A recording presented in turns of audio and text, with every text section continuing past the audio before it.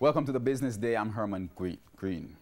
Chinese entity Jiquan Iron and Steel Company, JISCO, is expanding its alumina plant in Nain, St. Elizabeth.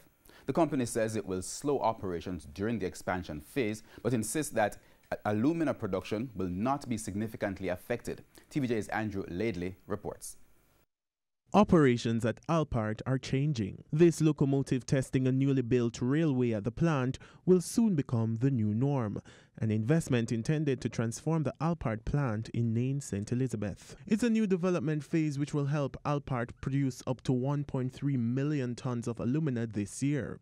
But in order to get the new machines online, the company says there will be some disruption to its regular operation. We will have to slow down at some points to make our tie-ins for the revamp project. In terms of the investment, the first part of a modification project to receive the big size and heavy either new equipment or material for all the modification and upgrading project in our part. And as our target, we will finish all of that modification and upgrading project. It will cost us around $400 million US. Bauxite alumina is a major export earner. Last Friday, the Statistical Institute of Jamaica Statin reported that mining activities contributed in a big way to a 48% increase in domestic exports. So far, Alpart is boasting production of about 60,000 tons every month. Since the start of 2019, production is up to 83,000 tons. Alpart says production is likely to hit 100,000 tons next month. Andrew Laidley, TVJ News.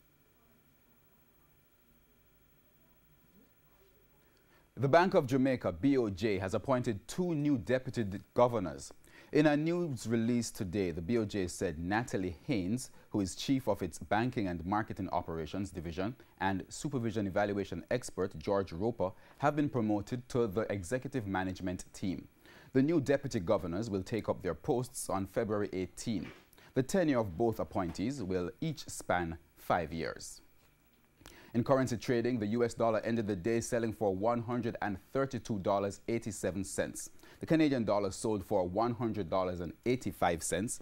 The pound sterling is selling for $170.88, while the euro closed the day at $154.38. Oil prices traded lower today. Oil for delivery in March went up by $1.16 to settle at $53.25 a barrel. The JSE index gained 3,381 points today, while the junior market index lost 45 points. Among the winners were Cygnus Credit Investments, General Accident Insurance, Pulse Investments, Siboney Group, and Sterling Investments. On the losing side, Blue Power Group, AMG Packaging and Paper, Radio Jamaica, Knutsford Express Services, and Caribbean Producers. And that's a Business Day. I'm Herman Green. Good evening.